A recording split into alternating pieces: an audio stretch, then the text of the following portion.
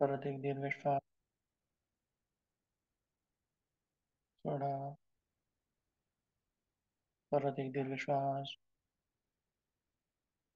सोडा. ओंकार घेऊया. दीर्घ श्वास. अ,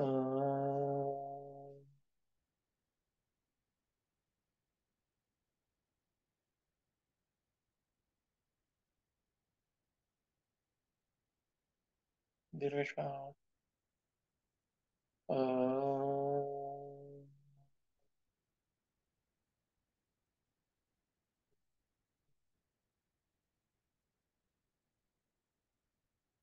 दीर्घ श्वास. अ,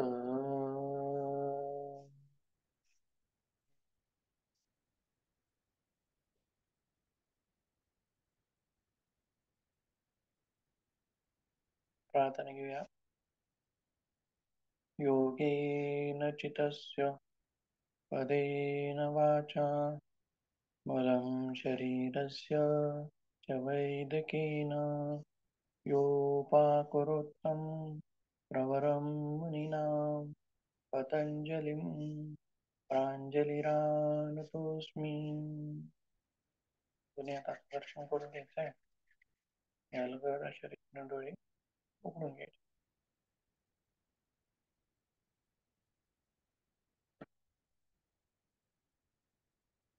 तर गेल्या वेळेस कुठपर्यंत आलो आपण?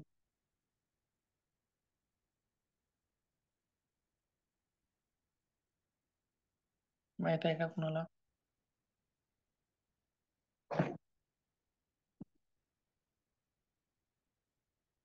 आठवत आहे का?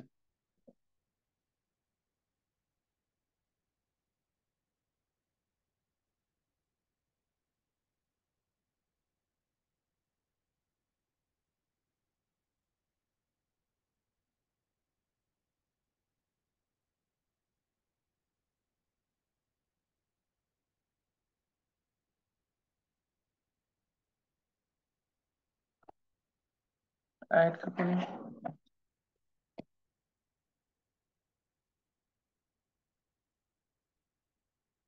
ठीक आहे, बघूयात पुढे. तर गेल्या वेळेस आपण प्राणायाम पूर्ण केले होते, बरोबर आहे? कोणकोणते प्राणायाम? बघा, भस्त्रिका, उज्जाई आणि नाडी शोधन त्रिबंधयुक्त. याच्यामध्ये थोडासा भाग नाडी शोधनाचा राहिलेला होता, बरोबर आहे? तो आपण बघूयात लगेच. आणि त्याच्यानंतर क्रियांचा भाग दंडदौती, उड्डाण अग्निसार आणि नेत्रशुद्धी हा भाग आपण आज बघणार आहोत. तर लगेचच नाडी शोधन प्राणायाम आपण करून घेऊया. सर्वांनी बसायचं आहे. आहेत का कोणी? व्हिडिओ ऑन करा एक जण तर.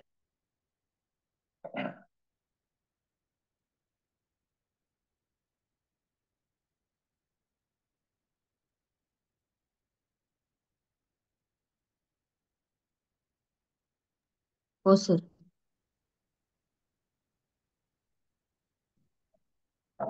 ठीक आहे. नाडी शोधनला होतो का तुम्ही गेल्या वेळेस?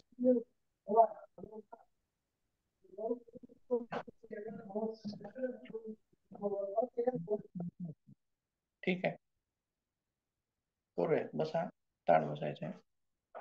नाडी शोधन घेण्यापूर्वी एक 3 दीर्घ श्वास घेऊयात. खोल दीर्घ श्वास येईल, थोडा.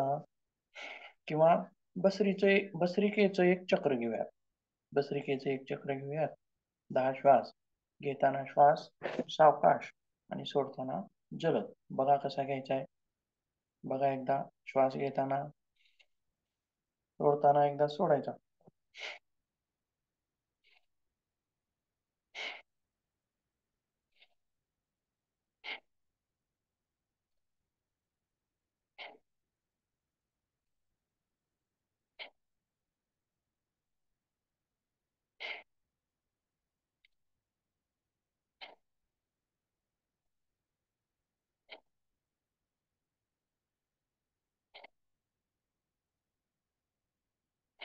संथ भस्त्रिका.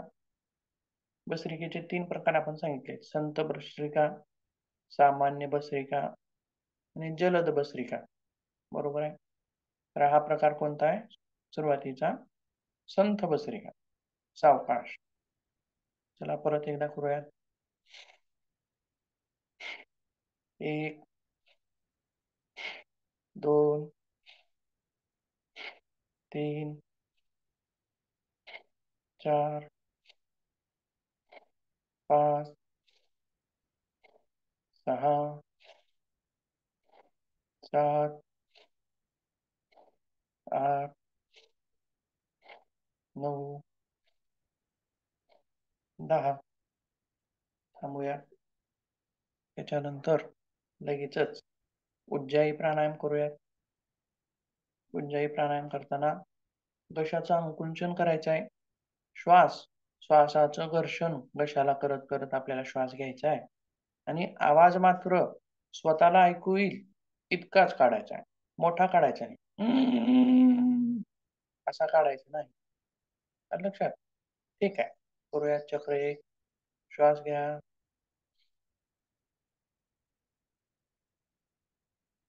जालंधर बंद.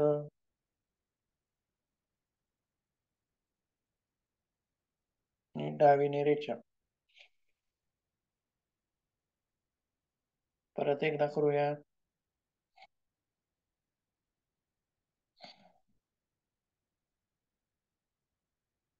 जालंधर बंद.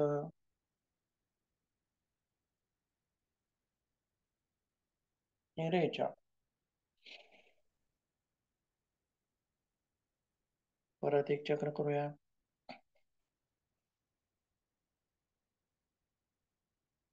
जालंधर बंद.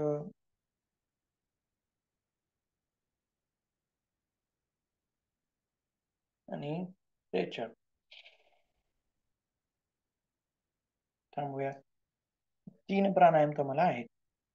भस्त्रिका, उज्जयिनी, नाडी शोधन. आता पुढचा बघूयात लगेच. नाडी शोधन. डावीने श्वास घ्यायचा आहे. गेल्या वेळेस थोडस चुकत होतं आपलं, त्याच्यामुळे आपण थांबलेलो होतो. बरोबर आहे. डावीने श्वास घेऊया.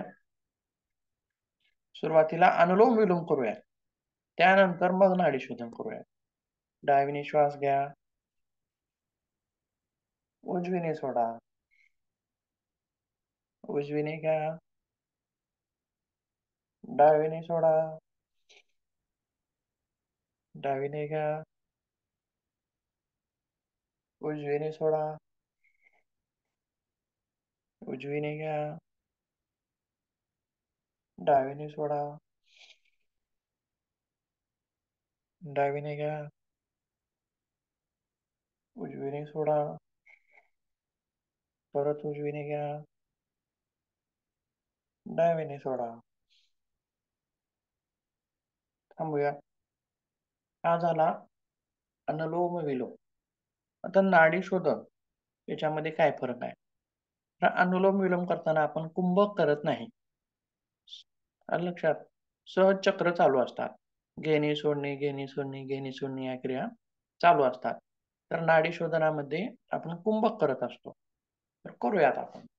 तर 2 म्हणेपर्यंत किंवा जो हठयोग प्रातिपदिकेमध्ये सांगितलेला प्रकार आहे, त्याच्यामध्ये मात्रा सांगितलेल्या नाहीत. आणि गेरंड संहितेमध्ये कसं आहे, 16, 64, 32 असं मात्रा सांगितलेले आहे. पण हठयोग प्रातिपदिकेमध्ये कसं सांगितलंय, आपण जो कुंभक करतोय, तो यथाशक्ती करायचा.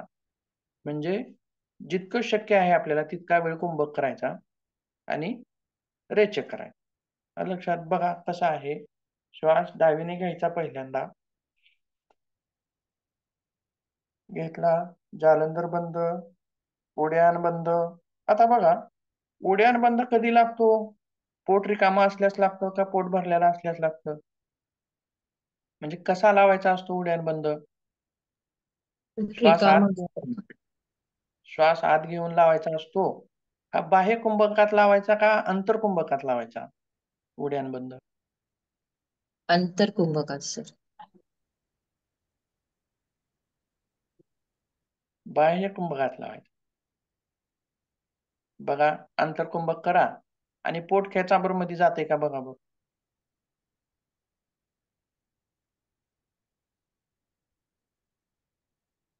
बाह्य कुंभक करा. श्वास घ्या, सोडा. आता पोट खेचामध्ये. उड्डाण बंद हा बाह्य कुंभकामध्ये लावायचा असतो. आलं लक्षात. म्हणजे जितकं शक्य आहे आपल्या पोटाचा भाग जितका शक्य आहे तितका मागे खेचायचा असतो. एक पोटाची पोबळी झाली पाहिजे. बरोबर आहे. देवळी जशी राहायची पहिली बघा, अगोदर देवळ्या होत्या, आता नाहीत.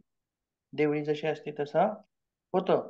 मग हा जो प्रकार आहे हा आंतरकुंभकात करता येत नसतो, तर बाह्य कुंभकामध्ये येतो. बरोबर आहे. मग आता इथं काय म्हणले तुम्हाला, नाडी शोधन आणि त्रिबंधयुक्त म्हणले. बरोबर आहे. मग याच्यामध्ये कसं लागतो, उड्डाण बंद लागेल का हो मग? नाही. बरोबर आहे. लागणार नाही. पण थोडासा लागतो. बघा, श्वास घ्या, अंतर्कुंभक करा.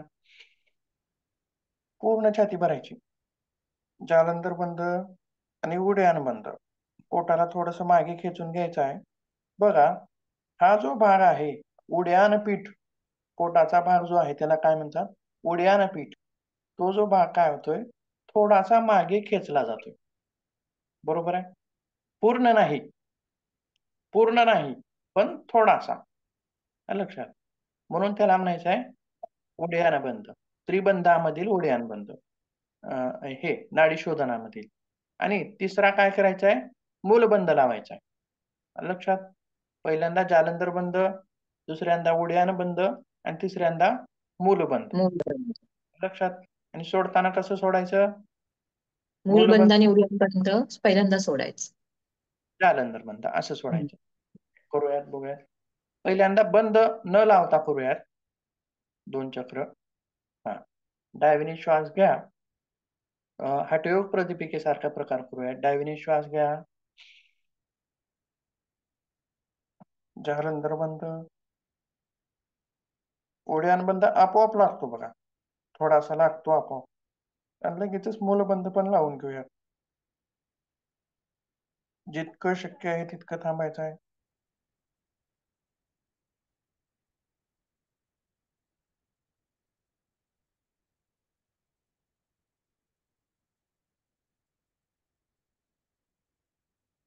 ज्यांना जितकं शक्य आहे तितकं सोडायचं असेल तर सोडू शकता. आणि लगेच आता सोडताना मात्र काय करायचं? उजवीने सोडायचा. परत उजवीने घ्या. परत जालंधर बंद, उड्डाण बंद, मूलबंद आणि यथाशक्ती कुंभक.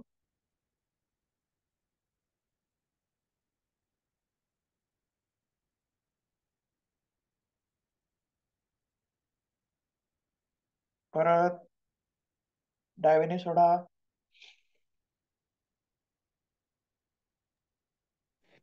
सर, पहिल्यांदा बोला. बंद सोडून मगच श्वास सोडायचा आहे ना? हो, हो, हो. बंद सोडतच श्वास सोडायचा. बंद म्हणजे सोडताना बंद सोडतच श्वास सोडायचा की पहिल्यांदा बंद सोडायचा आणि मग श्वास सोडायचा? बंद सोडायचा, उड्डाण बंद सोडायचा आणि हा. जालंधर बंद त्यानंतर श्वास सोडायचा. हा. असं. ठीक आहे. आता तुमच्या सोयीनुसार किती करा? 5 चक्र करता येतील का? 5 म्हणजे कधी होतील? बघा, घेतलो, कुंभक केलो, सोडलो. परत घेतलो, कुंभक केलो, सोडलो. याला म्हणायचं 1 चक्र. 3 चक्र करा. ठीक आहे. तुमच्या सोयीनुसार कुंभक लावा आणि तुमच्या सोयीनुसार करा. 3 चक्र करा. त्यानंतर आपण पुढील भाग बघू. डावीने घ्यायचा आहे पहिल्यांदा. यथाशक्ती कुंभक. 3 बंद.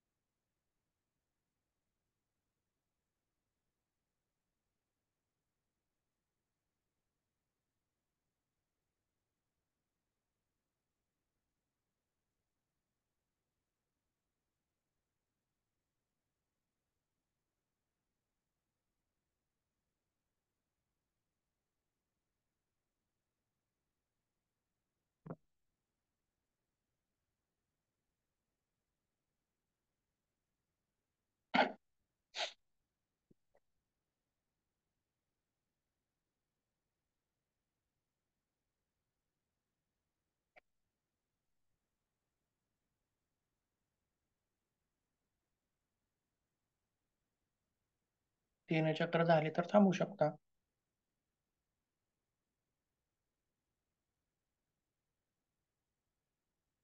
शांत बसायचंय, डोळे मिटायचे.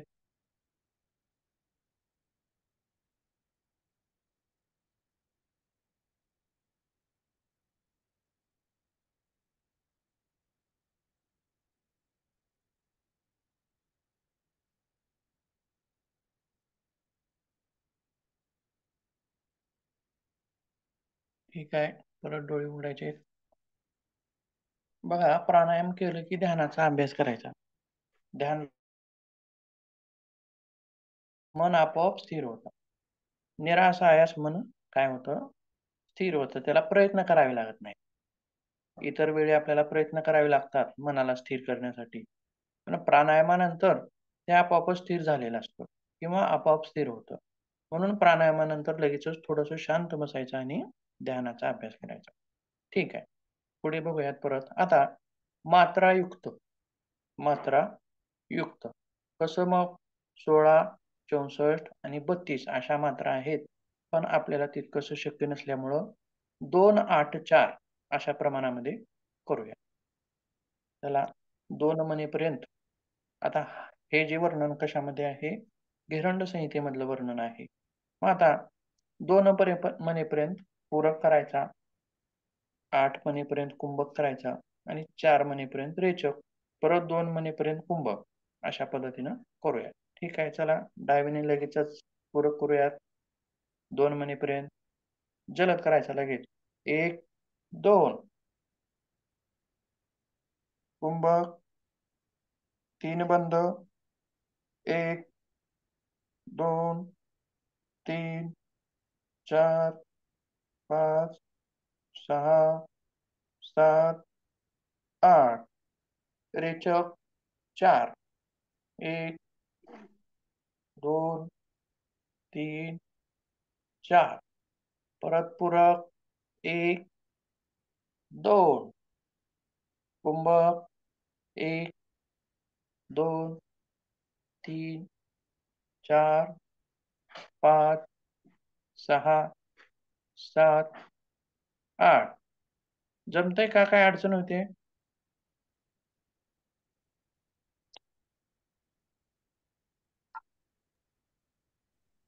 हो सर, जमतंय. पूनमताई, तुम्हाला जमतंय? हो सर. ठीक आहे. का जलद होतंय थोडंसं?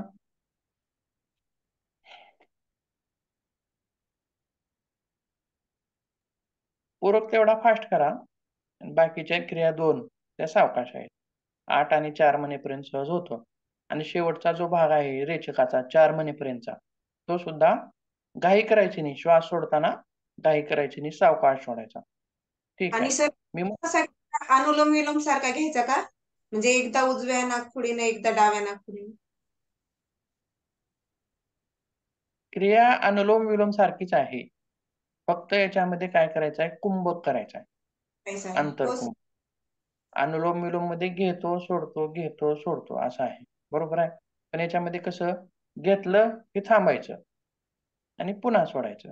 परत घेतलं की थांबायचं आणि पुन्हा सोडायचं. अच्छा. नाकपुड्या बदलत राहायच्या. नाकपुड्या हा. बदलत. बर. अल्टरनेट. ठीक आहे. चला. डावीने श्वास घ्या 2 महिने. मी म्हणतो फक्त, मला श्वास घेत म्हणता येत नाही, त्याच्यामुळे मी म्हणतो तुम्ही क्रिया करायची. डावीने श्वास घ्या. 1, 2. थांबा.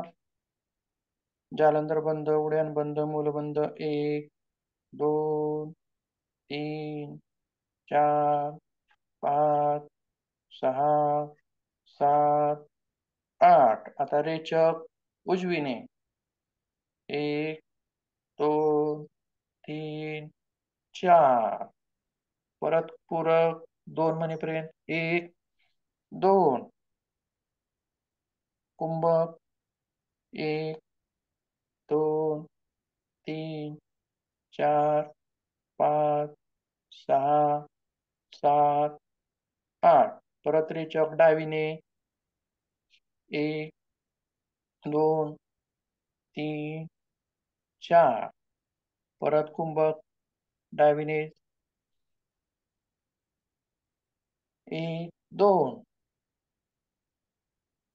1 2 3 4 5 6 7 8 रेचक उजवीने 1 2 3 4 परत पूरक उजवीनेच 1 2 हा कुंभक 1 2 3 4 5 6 7 8 रेचक 1 2 3 4 थांबूयात.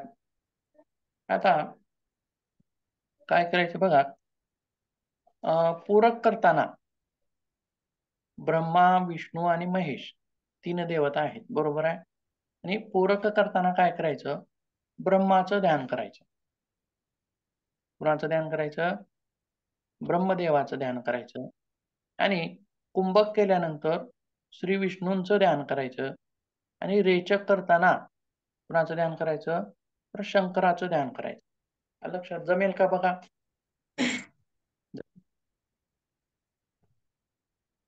घेताना ब्रह्मा, थांबल्यास विष्णू आणि सोडताना शंकर महेश. महेशाचं. सोपं आहे बघा. सुरुवात म्हणजे ब्रह्मा, स्थिती आणि लय, जगाची उत्पत्ती किंवा सुरुवात कोण आहे? ब्रह्मा आहे, बरोबर आहे. आणि स्थिती म्हणजे जगाचं पालन कोण आहे? विष्णू. आणि लय म्हणजे शंकराकडे काम आहे ते. म्हणजे सोडणे हा काय आहे? लय आहे. घेणे आलं का? सुरुवात. आणि थांबणे विष्णू, बरोबर आहे. तशा प्रकारे ठीक आहे. करूयात परत एकदा. ताठ बसा. क्रिया तीच, फक्त प्राणायाम करता करता ध्यान पण करायचं असं आहे. ठीक आहे, चला 2 चक्र करूयात. पूरक डावीने 1 2 कुंभक विष्णूचं ध्यान 1 2 3 4 5 6 7 8 रेचक महादेवाचं ध्यान 1 2 3 4 पूरक ब्रह्माचं ध्यान 1 2 कुंभक 1 2 3 4 5 6 7 8 रेचक शंकराचं ध्यान 1 2 3 4 परत पूरक 1 2 कुंभक विष्णू 1 2 3 4 5 6 7 8 रेचक शंकर 1 2 3 4 पूरक ब्रह्मा 1 2 कुंभक विष्णू 1 2 3 4 5 6 7 8 रेचक शंकर 1 2 3 4 थांबूयात परत. आता पुढचा जो प्रकार आपल्याला करायचा आहे त्याच्यामध्ये कसं करायचं बघा. अ, उ आणि म तिन्हीचं ध्यान करायचं. कसं करायचं? अ, उ आणि म. अ चं ध्यान कधी करायचं? पूरक करताना. म चं ध्यान कुंभक करताना. आणि नाही, अ चं पूरक थांबल्यास उ चं आणि सोडताना म चं ध्यान. आलं लक्षात? ठीक आहे, करूयात परत. ताठ बसायचं आहे. आणि पूरक मात्र लगेच जलद करायचा. बघा कसं 2 म्हणेपर्यंत. असं पटकन भरले का छाती? आलं लक्षात? हेच थोडंसं अवघड आहे. 2 मणेपर्यंत पटकन छाती भरायची. बाकीचं 8 मणे थांबता येतं आणि 4 मणेपर्यंत सोडता येतं. ठीक आहे, करूयात.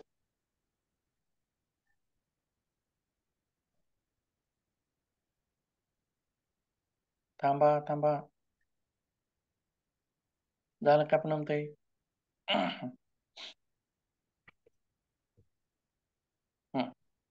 ताठ बसायचं सगळेजण. पूरक 1, 2. ऊचं ध्यान 1, 2, 3, 4, 5, 6, 7, 8. रेचक मचं ध्यान 1, 2, 3, 4. परत पूरक अचं ध्यान 1, 2. कुंभक ऊचं ध्यान 1, 2, 3, 4, 5, 6, 7, 8. रेचक मचं ध्यान 1, 2, 3, 4. पूरक अचं ध्यान 1, 2. कुंभक ऊचं ध्यान 1, 2, 3, 4, 5, 6, 7, 8. रेचक मचं ध्यान 1, 2, 3, 4. पूरक अचं ध्यान 1, 2. कुंभक 1, 2, 3, 4, 5, 6, 7, 8.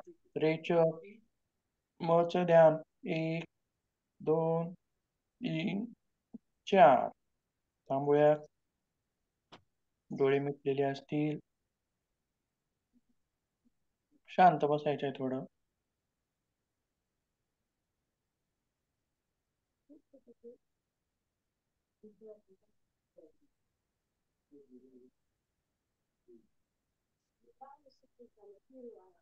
परत डोळे उघडायचे.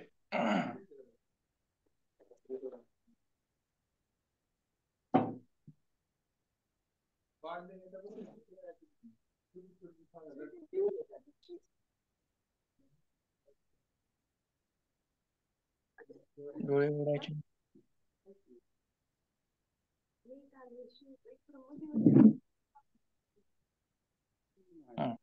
कुणाला काही अडचण असेल तर विचारू शकता नाडी शोधन मध्ये.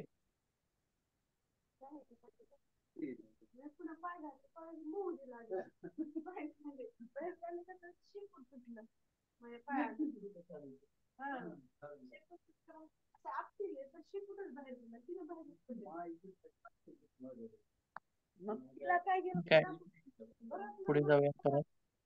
बघा, सुरुवातीचा जो प्रकार आहे किंवा जे बिगनर्स आहेत, नवीन आहेत, अशा लोकांनी सुरुवातीला अनुलोम विलोमचा अभ्यास करा. आणि ज्यानंतर तुमच्या फुफ्फुसाची धारण क्षमता वाढेल त्यानंतर मग नाडी शोधनाचा अभ्यास करा. आलं लक्षात? नाडी शोधनाच्या अभ्यासामध्ये सुद्धा सुरुवातीला काय करायचं, त्रिबंध युक्त करायचा नाही. सुरुवातीला सहज रेचक, पूरक, कुंभक, रेचक असं करत करायचा. त्याच्यानंतर मग त्रिबंध युक्त करायचा. मग त्रिबंध युक्त जमायला लागला, रेचक, पूरक, कुंभक क्रिया जमायला लागल्या की मग त्यानंतर मग ध्यानासहित करायचं. जसं की आता आपण ध्यान घेतलं ओम ब्रह्मा विष्णू महेश असं. म्हणजे अवघड, सोप्याकडून अवघडाकडे जायचं. सोप्याकडून अवघडाकडे कोणतीही क्रिया करताना, योगामधली कोणतीही क्रिया करताना काय करायचं, सोप्याकडून अवघडाकडे जायचं. तर नाडी शोधनाचे फायदे आपण थेरॉटिकल भागामध्ये बघितलेले आहेत. बरोबर आहे का?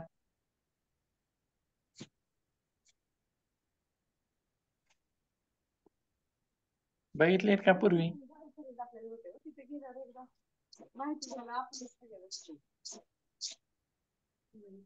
बघा, नाडी शोधनाने विशेष फायदा काय सांगितलेला आहे? नाडी शोधनाने 72,000 नाड्यांची शुद्धी होते. बरोबर आहे. तर ह्या नाड्या तर बघितल्यात का नाही आपण थेरीमध्ये? बरोबर हो आहे. सर. बघितल्या आहेत. या नाड्या कोणत्या आहेत? रस वाहणाऱ्या आहेत का रक्त वाहणाऱ्या आहेत का काय वाहणाऱ्या आहेत? 72,000 नाड्याचं जे वर्णन आहे योग ग्रंथामध्ये, त्या कशा आहेत? काय वाहणाऱ्या आहेत त्या?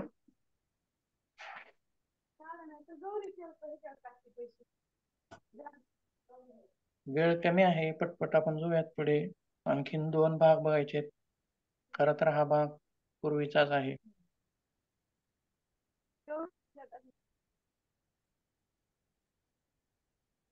नाडी आणि प्राण हा विशेष टॉपिक होता तुम्हाला, बरोबर आहे? लक्षात आहे ना? हो त्याच्यामध्ये आपण 72,000 नाड्या बघितल्या, 14 नाड्या बघितल्या, 3 नाड्या बघितल्या. मग आता सुद्धा नाडी शोधनाच्या फायद्यामध्ये काय म्हटलं जातं? विशेष फायदा काय आहे? नाडी शोधनाने नाड्यांची शुद्धी होते. मग कोणत्या नाड्यांची शुद्धी होते? रक्त वाहणाऱ्या का रस वाहणाऱ्या?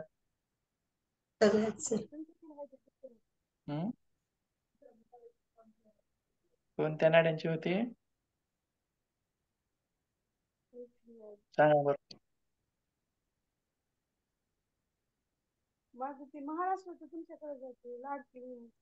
नाड्यांची शुद्धी होते सर. बघा, आपण काय म्हणलं, ज्यावेळी नाडी शोधन हा नाडी आणि प्राण हा आपल्याला भाग होता, त्यावेळेस काय म्हणलं? नाडी कशाला म्हणायचं? तर ट्यूब सारखा भाग आहे, पाईप सारखा भाग आहे, त्याला नाडी म्हणायचं. मग त्याच्यामध्ये प्रकार सांगितले. काय नाड्या रक्त वाहून नेतात, बरोबर आहे. काय नाड्या रक्त वाहून आणतात हृदयाकडे, आणि काय नाड्या काय करतात? रस वाहतात, असं म्हणलं. बरोबर आहे. आणि योग ग्रंथातील ज्या 72,000 नाड्या सांगितलेल्या आहेत, त्या नाड्या प्राणाचं वहन करणाऱ्या आहेत. काय आहेत? कशाचं वहन करणाऱ्या आहेत? प्राणाचं वहन करणाऱ्या आहेत. प्राण ऊर्जेचं वहन करणाऱ्या आहेत. मग या 72,000 नाड्यांचं शुद्धीकरण होतं. मग त्यासोबत ज्या भौतिक शरीरामध्ये आहेत, कोणत्या? शिरा, धमन्या, त्यांची शुद्धी होत नाही का? मग त्यांची पण होते. त्यांची पण होते.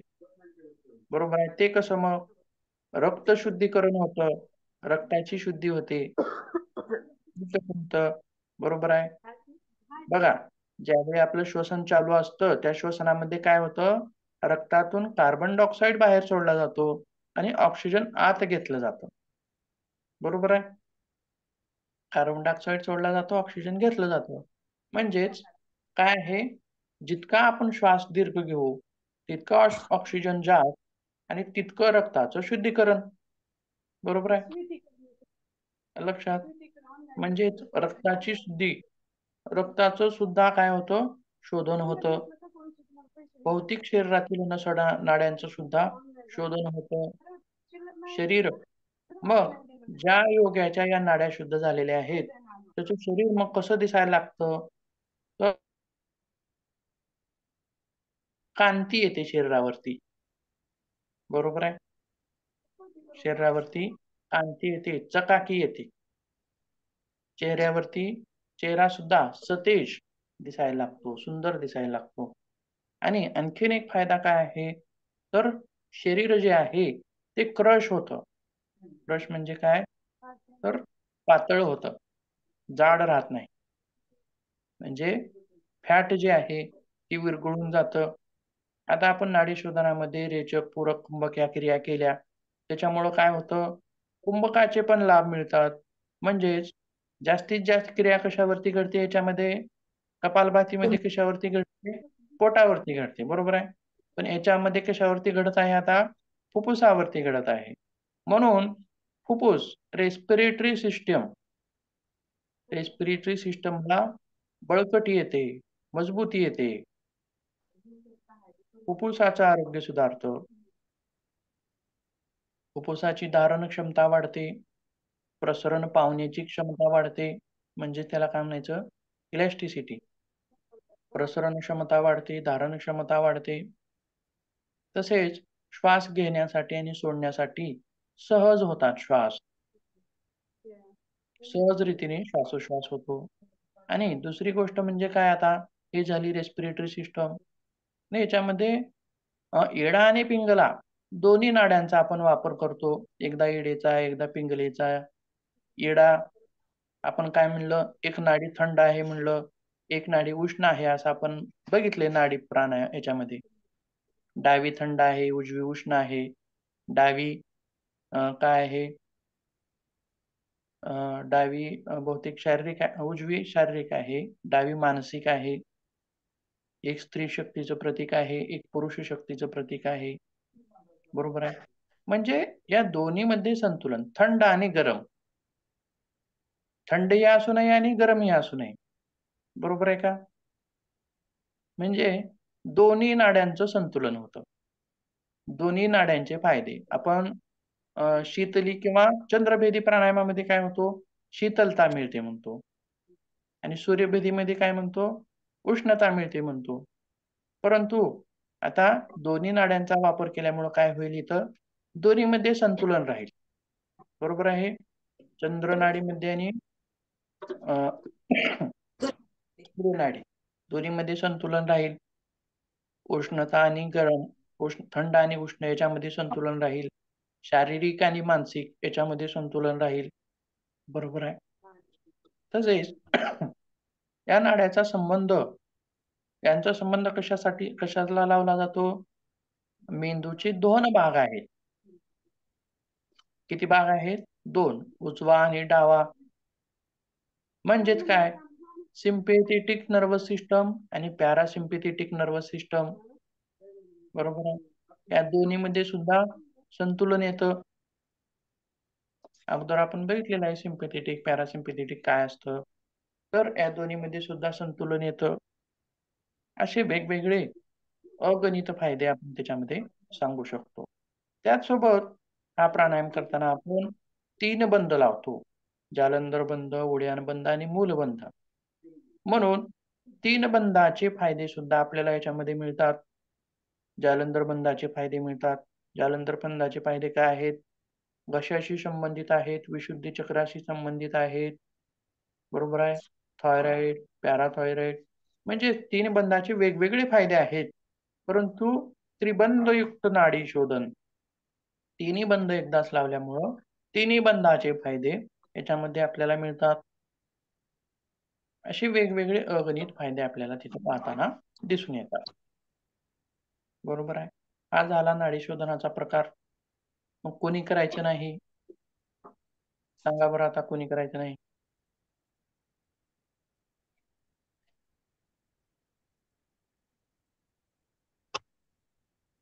तर ज्यांना म्हणजे बीपी आहे त्यांनी कुंभक करायचा नाही.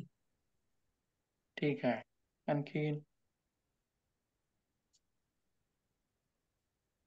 आणखीन काय सांगता येईल? ज्यांना मायग्रेनचा त्रास, दमा आहे, मायग्रेन आहे, त्यांनी पण नाही करायचं. दमाश्रम केलं तर चालतं, पण कुंभकाळ विना करायचा. म्हणजे सुरुवातीला इतर प्राणायाम करायचे. सहज श्वास घेणं, सोडणं अशा क्रिया करायच्या. फुफ्फुसाची एकदा तयारी झाली की मग अशा क्रिया पुन्हा नंतर करायच्या.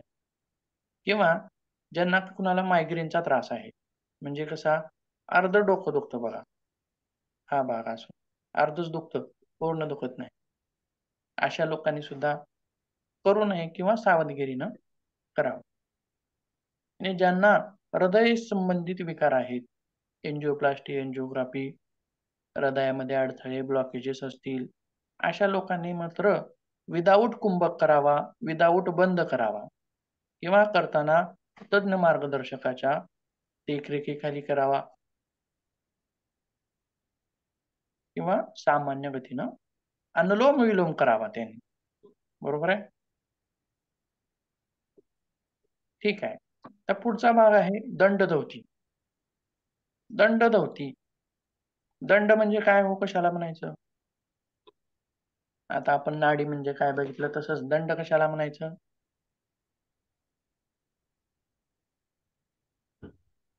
सांगता येईल?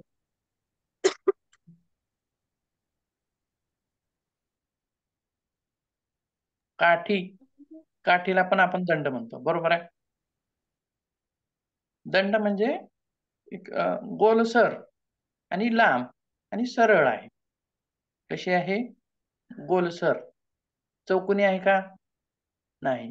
गोलसर, लांब आणि म्हणजे काठी असं थोडक्यात धरा तुम्ही. त्याला आपण काय म्हणतो? पोलिसाच्या हातात असते बघा.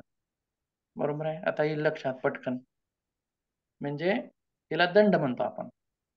पण आता मग इथं दंडधवतीमध्ये कसला दंड आहे मग? इथं पण दंडच आहे.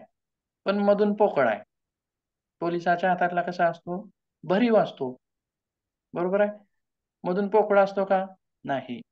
पण वेळूचा कसा असतो? मधून पोकळा असतो बघा. वेळूचा कसा असतो? मधून पोकळा असतो. पण मध्ये क्लोज असतं. मध्ये गाठी असतात. बरोबर आहे. आता इथं दंड वापरायचा आपल्याला. तर कसा दंड वापरायचा आहे? तर मग केळीचा बुंध्यामध्ये एक प्रकारचा दंड निघतो किंवा कमळाचा देठ. आता हे दंड कसे आहेत? कोमल आहेत. निब्बर आहेत का? तर ह्याचा म्हणलं तर कसा असेल? वेळूचा निब्बर असेल. पोटात घालता येईल का हो तो वेळूचा? घालता येणार नाही. लागेल. बरोबर आहे. घुसेल पोटात. म्हणून कशाचं सांगितलंय? केळीच्या बुंद्यातला किंवा कमळाच्या पानाच्या खाली एक देठ असतं. आळूचं पान बघितलंय तुम्ही? चिमकरा बघितलाय आळूचं पान? त्याला देठ असतं खाली. लांबलचक मोठं. कोमल असतं. पण कसं असतं? भरीव असतं. बरोबर आहे. पण कमळाचं देठ कसं असतं? कोमल असतं, मऊ असतं आणि मधून पोकळ असतं. मग हा झाला दंडाचा भाग. मग पूर्वी रबरी पाईप होता का हो? घेरंड संहिता किंवा मच्छिंद्रनाथ, गोरक्षनाथ होते त्यावेळेस रबरी पाईप होता का? नाही. नव्हता. पाईपच नव्हता तेव्हा. बरोबर आहे. म्हणून काय सांगितले त्यांनी? कशाचं वर्णन सांगितलंय? केळीचा देठ चालेल. किंवा कोमल आहे. कमळात. हा, म्हणून त्यांनी ते सांगितलेलं आहे. पण आता नवीन प्रगती झाली, मनुष्य पुढे गेला, खूप प्रगती केला आणि काय केला? रबरी पाईप म्हणजे त्याच्याऐवजी. आणि आता बघा केळीचा देठ किंवा कमळाचा देठ हे मुश्किल झाले मिळणं. पूर्वी मिळत असेल. पूर्वी ते मिळत होतं आणि रबरी पाईप मिळत नव्हता. आणि आता कसं आहे? तर रबरी पाईप सहज मिळेल, परंतु कमळाचं देठ मिळणार नाही लवकर. असं आहे बघा, काळ बदलला. पण योग्य चांगलं काय आहे? कमल देठ हे चांगलं आहे, नैसर्गिक आहे ते. आणि रबरी पाईप आपण त्याला काय म्हणतो? कॅथेटर. आणि जसं जलनेती करताना आपण नाकाद्वारे त्याला प्रवेश करतो, आत घालतो सूत्रनेती करताना. बरोबर आहे. पण तो पण कॅथेटर कसा असतो? पोकळ असतो का? नाही, पोकळ नसतो तो. बरोबर आहे. पण सूत्रनेती करताना नाकाद्वारे प्रवेश करून तोंडाद्वारे बाहेर काढतो. पण दंडधवती करताना काय करायचं आहे? हा जो कॅथेटर आहे हा आतून पोकळ आहे. मग पोकळ का गरजेचं आहे? तर याच्यामध्ये या क्रियेमध्ये आपल्याला अखंड असं पाणी प्यायचं आहे. आणि ते पाणी पिलेलं आपण जसं उलटी करताना ओकून काढतो बाहेर, तर हे आता ओकून काढायचं नाही. तर कसं काढायचं आहे? तर तो जो दंड आहे तो प्रवेश करायचा आपल्या अन्ननलिकेद्वारे, तो थोडा मध्ये घालायचा आहे, ढकलायचा आहे. आणि त्या नळीद्वारे, त्या पाईपद्वारे पाणी आपल्याला बाहेर काढायचं आहे. एक छोटीशी इमेज दाखवतो तुम्हाला म्हणजे लक्षात येईल.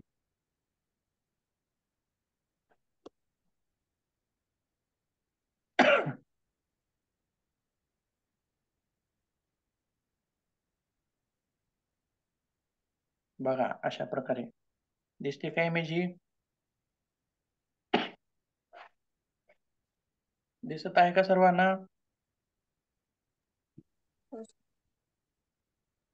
हा, पाणी येते का नळीद्वारे? त्या पाणी येते बघा बाहेर खाली. हो सर. बरोबर आहे. ते कुठलं पाणी आहे? पोटातलं पाणी आहे आपल्या पोटातलं पाणी आहे. अगोदरच पोटात होता का आपल्या? नव्हतं. तर दंडदवती ही क्रिया करताना आपल्याला बाह्य दोन गोष्टी लागतात. कोणकोणत्या? एक आहे कॅथेटर दंड आणि दुसरी गोष्ट आहे पाणी आणि सैंधव मीठ. कसलं मीठ? सैंधव मीठ. आणि पाणी जे आहे त्याचं टेम्परेचर कसं असावं? गरम असावं, उकळलेलं असावं का हो? जळून जातील की आतडीमधले सगळे. बरोबर आहे. तर गरम पण असू नये आणि थंड पण असू नये. बघा याच्यामध्ये सुद्धा फरक असतो. जरा थोडस जरी गरम केलं आपण तर पोटात म्हणजे थोडस आपल्याला गरम गरम वाटतं. असं वाटायला नको. अजिबात गरम नको आणि थंड पण नको. नॉर्मल रूम टेम्परेचरचं पाणी असावं. रूम टेम्परेचर म्हणजे नॉर्मल पाणी. सहज शक्य आपल्याला ते होईल. आणि त्याच्यामध्ये थोडंसं सैंधव मीठ टाकायचं आहे. मग हे किती टाकायचं आहे सैंधव मीठ? खरडगोट करायचं काय पाणी? आपल्याला खरट करायचं नाही. तर थोडंसं हे लागलं पाहिजे, खारटपणा थोडासा लागला पाहिजे. पूर्ण असं जास्त खरट लागेल असं नाही. प्रमाण. आलं? आणि पाणी हे किती प्यायचं आहे मग? 1 लिटर प्यायचं आहे का? 2 लिटर प्यायचं आहे का? नाही. जितकं पिता येईल तितकं प्यायचं आहे. किती प्यायचं आहे? जितकं पिता येईल तितकं प्यायचं आहे. कंठाला लागलं पाहिजे. अकंठ पाणी प्यायचं आहे म्हणजे इथपर्यंत. आपण जेवण कसं करतो? पोट भरून नरड्याला येईपर्यंत असं म्हणतो बघा. नरड्याला येईपर्यंत खाल्लायस बघ म्हणते तो असं. मग तसंच पाणी सुद्धा अकंठ पाहिजे आहे. इथपर्यंत. मग आता पाण्याचं प्रमाण बघितलं आपण. किती आहे हो? 1 लिटर आहे का 2 लिटर आहे? सांगा बरं.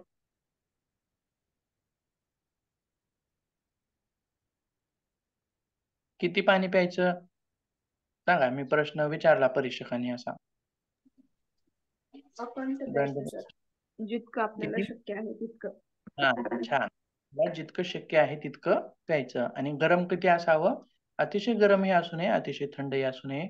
सैंधव मीठ किती असावं? तर अतिशय खारट लागणार नाही, नॉर्मल थोडंसं असावं. हे झालं पाणी. आणि दुसरं काय आहे? दुसरी गोष्ट काय आहे? दंड.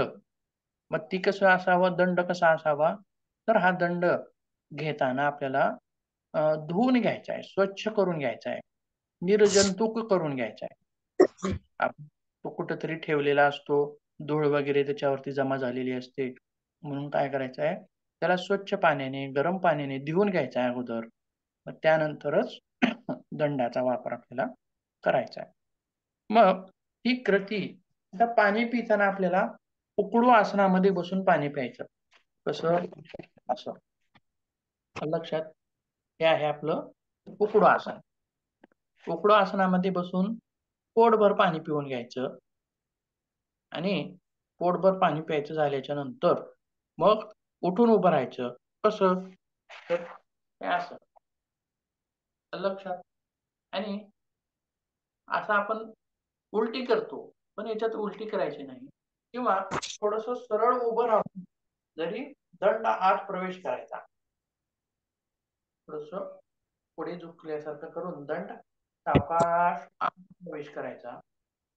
आत प्रवेश केला मग हा जो दंड आहे पुढची पण क्रिया सांगतो आणि दंड कुठपर्यंत जातो तो पण सांगतो नंतर. दंड आत प्रवेश करायचा आणि त्यानंतर थोडस पुढे वाकून त्या दंडाद्वारे आपोआप पाणी यायला लागतं. लक्षात? बसण्याची क्रिया, उभं राहण्याची क्रिया ही सांगितली मी. आता हा जो दंड आहे तो कुठपर्यंत घालायचा? मग उघड ढकलायचं का मध्ये मग किती पण? तर नाही. मग तो कुठपर्यंत जातो बघूयात आपण.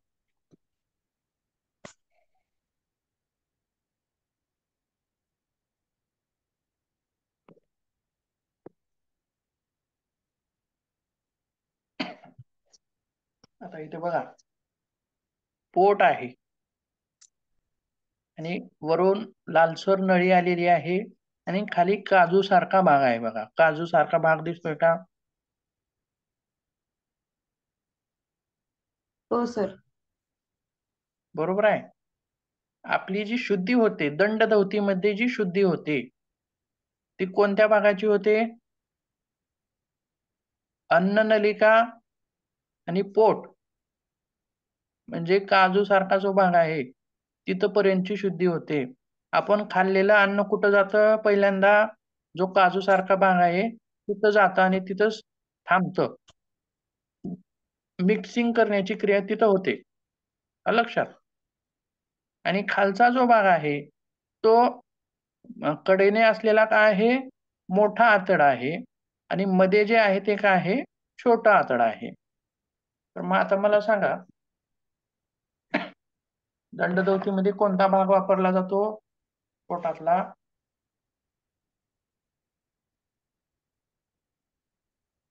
जठर. जठर म्हणायचं त्याला. काय म्हणायचं? जठर. लहान आतडे, मोठे आतडे. लहान आतडी मोठे आतडी याच्यामध्ये येत नाहीत. दंडधवतीमध्ये येत नाहीत. मी जे तिथं असं लाल करून दाखवले बघा. पुढं एक म्हणजे तिथं ते क्लोज होतं. बघा परत एकदा दाखवतो मी. दंडधवती. आता बघा इथं एकदा बघा ह्या इमेज मध्ये बघा. तर पहिल्या इमेज मध्ये दाखवले बघा आणि दोन ठिकाणी मी लाल असं गोल केलेलं आहे बघा. दिसतंय का? हो आता हे सर. काय आहे? जठर. जठर आहे. हिरवं जे काय आहे थोडक्यात पाणी आहे असं समजूया. ते पाणी आहे पोट भरून आपण पेले. बरोबर आहे? आणि या जठरामध्ये दोन लॉक आहेत. कोणकोणत्या ठिकाणी आहेत? एक वरी एक लाल जे करून दाखवले मी गोल आणि खाली एक करून दाखवलंय. बरोबर आहे? या दोन ठिकाणी लॉक आहेत. मग ज्यावेळी आपण दंड आत घालतो, दंडमध्ये प्रवेश करतो, त्यावेळी पहिला लॉक, पहिला वरचा, तो लॉक उघडून दंड थोडासा मध्ये गेला की पाणी आपोआप बाहेर पडायला लागतं. त्याला कष्ट करावे लागत नाही. बघा आपण जेवण केलोय. आपण जेवण केलोय. मग ते बाहेर येतं का हो? बाहेर येतं का? नाही. नाही. का येत नाही? तर तिथं लॉक आहे. बरोबर आहे? लाल कलरने मी पहिला जो दाखवला भाग तिथं काय आहे? लॉक आहे. त्याच्यामुळं फक्त ते अन्न मध्ये चाललं की उघडतं आणि पुन्हा बंद होतं. अन्न मध्ये गेलं की उघडतं, बंद होतं. असा लॉक आहे. म्हणूनच आपण खाल्लेलं अन्न पुन्हा बाहेर येत नसतंय. मध्येच राहतं तिथंच. मग ज्यावेळी आपण दंडधवती करत असतो, आता नुसतं पाणी पिलोय आणि वाकलो, तर पाणी बाहेर येतं का? येत नाही. मग दंडाचा उपयोग काय आहे? दंडामुळं काय होतं, की वरून दंड आला, की लॉक पर्यंत आला. लॉक उघडून मध्ये गेला. लॉक उघडून मध्ये गेला, की मध्ये जे पाणी आहे, ते सगळं बाहेर यायला चालू होतं आपोआप. दरवाजा उघडला की पाणी बाहेर येतं. आणि दुसरा जो लॉक आहे खालचा, खालचा एक लॉक आहे. बघितलं? मग ते काय? आपण अन्न जेवण केलो आपण, बरोबर आहे. मग जेवण केल्या लगेचच लहान आतड्यात जातं का हो? खाली दोन आतडे बघितले, लहान आतडा आणि मोठा आतडा. लगेचच जात नसतं जेवण केलेलं. तर इथं थांबतं. इथे एक क्रिया घडते. पोटामध्ये काय घडते? क्रिया घडते. वेगवेगळे स्राव त्याच्यामध्ये सोडले जातात आणि अन्नाची घुसळण होते. अन्नाची काय होते? मिक्सिंग होते. बरोबर आहे? जसं मिक्सरमध्ये मिक्सिंग होते, तसं इथं मिक्सिंग होते. इथं थांबतं अन्न. मग मिक्सिंग झाल्यानंतर पुढे ढकललं जातं. लहान आतड्यात जातं, मग पुन्हा मोठ्या आतड्यात जातं. मी पुढच्या क्रिया झाल्या. 2 ला. मग आपण पिलेलं पाणी कुठं त्या जठरामध्ये थांबतं. पुढे जातं का हो लगेचच? नाही, जठरात थांबतं. म्हणजे दंडधवतीने ते लगेचच आपल्याला बाहेर काढून घ्यायचं आहे. आता आलं लक्षात? तर धवती कशाला म्हणायचं मग? आता दंड म्हणजे काय बघितलं आपण? क्रिया कशी करायची? काय काय लागतं बघितलं. मग धवती कशाला म्हणायचं? सांगा बरं.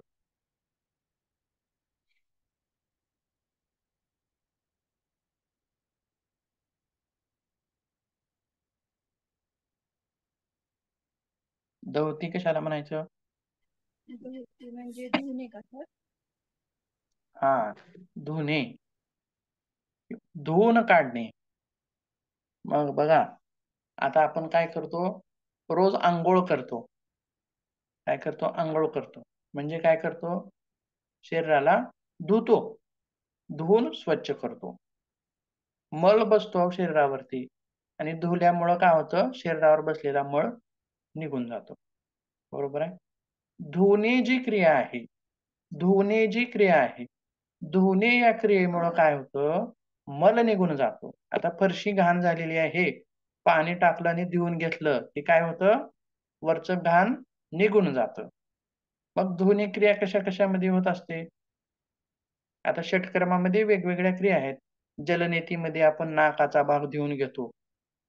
आता अंघोळ करतो म्हणजे काय करून घेतो? शरीराचा बाह्य भाग धुतो आपण. शरीराचा कोणता भाग? बाहेरचा भाग धुतो. मग ऋषी मुनी जे होते आपले, एवढं प्रगत ज्ञान त्यांच्याकडे होतं की ते बाहेरचा भाग तर धुवायचेच, पण मधला भाग पण धुवायचे. शरीराचा आंतरिक भाग पण धुवायचे. आपण अंघोळ रोज करतो आणि बाहेरचा भाग रोज रोज स्वच्छ करून घेतो. रोजच अंघोळ करतो. 8 दिवसाला करतो? नाही, रोजच अंघोळ करतो, रोजच अंघोळ स्वच्छ करून घेतो. मग कधी कोणाला विचार पडलाय का की मधला भाग पण घाण होत असेल? असं वाटलंय का कुणाला कधी? मधला भाग पण घाण होत असेल शरीराचा. कोणाला आतापर्यंत वाटलं असेल किंवा नसेल, पण ऋषीमुनींना वाटलं, गोरक्षनाथांना वाटलं, मच्छिंद्रनाथांना वाटलं की मधला भाग पण घाण होत असेल आणि तो पण धुवून घ्यावा. मग तो कसा धुवून घ्यावा? तर त्याच्यासाठी हे षटकर्म आहेत. आलं लक्षात? शरीराचा मधला भाग धुवून काढण्यासाठी काय आहेत? षटकर्म आहेत. मग नाकाचा भाग धुवून काढण्यासाठी काय आहे? जलनेती आहे, सूत्रनेती आहे. पोटाचा भाग धुवून काढण्यासाठी काय आहे? दवती आहे. बरोबर आहे? आणि मोठं आतडं जे आहे, ते पण धुवून काढतात. मोठं आतडं आपण दाखवलं बघा. मध्ये काय होतं? छोटं आतडं आणि कडेने काय होतं? मोठं आतडं. मोठ्या आतड्याचं काम काय आहे? अन्न पचन झालं अन्नाचं, की उरलेला भाग जो आहे काय? तो शरीराच्या बाहेर काढून टाकणे म्हणजे विष्ठा. विष्ठा जी करतो आपण त्याला, ते काम आहे त्याचं. मग मोठं आतडं पण धुवून काढतात त्यांनी. मग ते कसं धुवून काढायचं? बस्ती, जलबस्ती, स्थलबस्ती अशा बस्तीच्या क्रिया करून मोठं आतडं धुवून काढायचं. मग लहान आतडं कसं धुवून काढायचं? सांगा बरं आता. नाक धुवून काढण्यासाठी जलनेती, पोट धुवून काढण्यासाठी दवती, मोठं आतडं धुवून काढण्यासाठी बस्ती आणि छोटं आतडं धुवून काढण्यासाठी मग काय आहे? गजकरणी क्रिया, बहिष्कृत दवती, पाणी वरून प्यायचं, वेगवेगळे आसनं करायचं, पुन्हा जठरात जातं, पुन्हा लहान आतड्यात जातं, पुन्हा मोठ्या आतड्यात जातं आणि पुन्हा गुदद्वाराद्वारे बाहेर पडतं. म्हणजे बघा, शरीराचा पूर्ण मधला भागच धुवून काढला. म्हणजे दवती. त्याला म्हणायचं दवती. मग दवतीचे फायदे काय आहेत? दंडदवती. दंडदवतीचे फायदे काय सांगता येतील? धुण्याची क्रिया असल्यामुळे, धुण्यामुळे काय होतं? तो भाग काय होतो? स्वच्छ होतो. वरचा मल निघून जातो, स्वच्छ होतो, अपचित अन्न बाहेर निघतं किंवा अतिरिक्त कफ असेल तर तो निघून जातो. अतिरिक्त पित्त असेल तर तो निघून जातो. मधल्या भागावरती जर श्लेष्माचा थर जडलेला असेल, मलाचा थर जडलेला असेल तर तो निघून जातो. घाण निघून जाते. म्हणजे स्वच्छ करण्यासाठी आहे. मग स्वच्छ झाला भाग पोटाचा, की मग काय होतं? पचनक्रिया छान होते. जठराग्नी प्रदीप्त होते. खाल्लेल्या अन्नाचं पचन व्यवस्थित व्हायला लागतं. उत्तरोत्तर भूक लागायला लागते आणि जठरामध्ये जे स्राव होतात, वेगवेगळे जे स्राव होतात, ते स्राव व्यवस्थित व्हायला लागतात. बरोबर आहे? असे विविध फायदे आपण त्याच्यामध्ये सांगू शकतो. पोट धुवून काढण्याची क्रिया. तसेच त्या कोणी करायचं नाही, ज्यांच्या पोटामध्ये अल्सर आहे, ज्यांना पित्ताचा अतिशय त्रास आहे, हायपर ऍसिडिटी आहे, बरोबर आहे, अशा लोकांनी करू नये. किंवा पोटामध्ये काहीतरी गडबडी आहे, पोटासंबंधित. आता काही जणांचे बघा गुळणी येते बघा, गुळणी. काय म्हणतो आपण, मला गुळणी आली. म्हणजे काय असतं ते, आपण पहिला लॉक बघितला पोटाचा, तो लॉक बंद असतो. पण गुळणी आल्यास काय असेल, तो लॉक उघडल्यामुळं गुळणी आली. आलं लक्षात? म्हणजे त्या लॉकशी संबंधित जर काही अडचणी असतील, कोणाच्या पोटाच्या तक्रारी असतील किंवा कोणाचं सारखंच पोट दुखते, अशा व्यक्तींनी करू नये किंवा तज्ञ मार्गदर्शकाच्या खाली क्रिया करावी. तर दंडधौतीचा हा आपला भाग इथं संपतो. आता पुढे काय आहे, काय काय आहे, दंडधौती, नेत्रशुद्धी, आणखीन एक काय आहे, उडियान अग्निसार. त्याच्यातला एक भाग बघूयात फक्त, नेत्रशुद्धीचा, आणि अग्निसार जी क्रिया आहे ती उद्या बघूयात. वेळ आहे का? थांबायचं? घ्या सर. ठीक आहे, नेत्रशुद्धीचा भाग बघू आपण. आता बघा, धौती, बस्ती, नेती, कपालभाती वगैरे क्रिया षटकर्मामध्ये आहेत, वेगवेगळ्या ग्रंथामध्ये त्यांचं वर्णन आहे. पण नेत्रशुद्धीचा हा भाग ग्रंथामध्ये दिसून येत नाही, बरोबर आहे. तर जसं काळ बदलला, बरोबर आहे, तसं दंड बदलला आपण सांगितलं, तसंच एक मानवाने सांगितलेली वेगळी क्रिया आहे असं आपण म्हणूयात. याच्यामध्ये काय करायचंय, याच्यासाठी सुद्धा बाहेरची एक गोष्ट लागते, कप असतात, कप. कसा कप असतो बघा, दाखवतो तुम्हाला. डोळे धुण्याची क्रिया म्हणजे नेत्रशुद्धी क्रिया. तर हा कप कसला असतो दाखवतो तुम्हाला. आता बघा, या स्त्रीनं, आता ही जी स्त्री आहे ती काय करते, नेत्रशुद्धी क्रिया करत आहे. तिच्या हातामध्ये काचेचा छोटासा कप आहे बघा, आणि तो कप कसा आहे, बरोबर डोळ्यावरती असं व्यवस्थित बसेल अशा प्रकारचा कप आहे. आणखीन एक इमेज दाखवतो तुम्हाला, म्हणजे परत लक्षात येईल.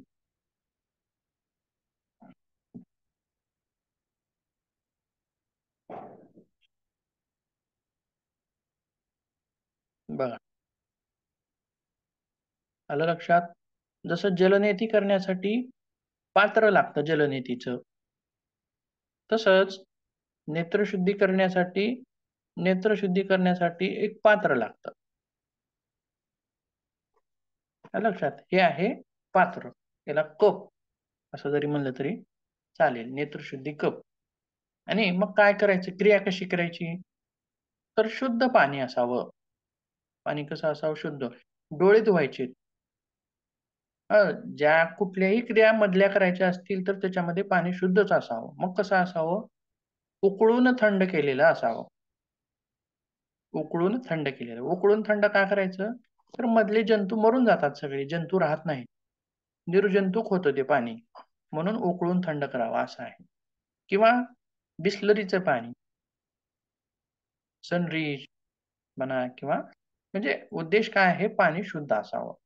कारण जर डोळ्यामध्ये प्रवेश केलो तर पाणीमध्ये संसर्ग होऊ शकतो, डोळे लाल होऊ शकतात, म्हणून पाणी शुद्ध असावं.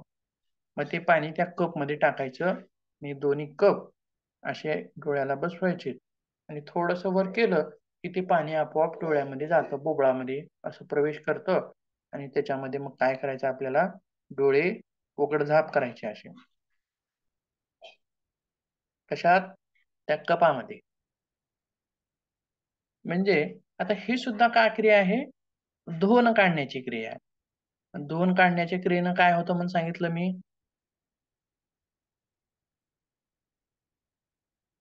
धुवून काढण्याच्या क्रियेनं काय होतं,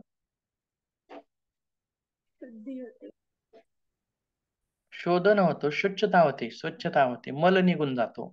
आता बघा, लहानपणी डोळ्यामध्ये जर कचरा गेला, निघच ना गेला कशानं पण, तर काय करायचं, आई काय करायची आपली, की बशी जी असायची, पूर्वी बशी राहत होती बघा चहा प्यायसाठी, बरोबर आहे.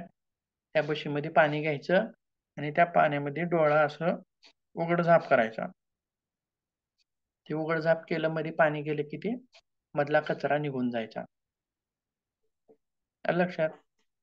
मग तसेच फायदे. आता बघा, जे लोक सारखं गाडीवर प्रवास करतात, तर त्यांच्या डोळ्यामध्ये धूळ जमा होते, साचते, डोळे जळजळ करायला लागतात.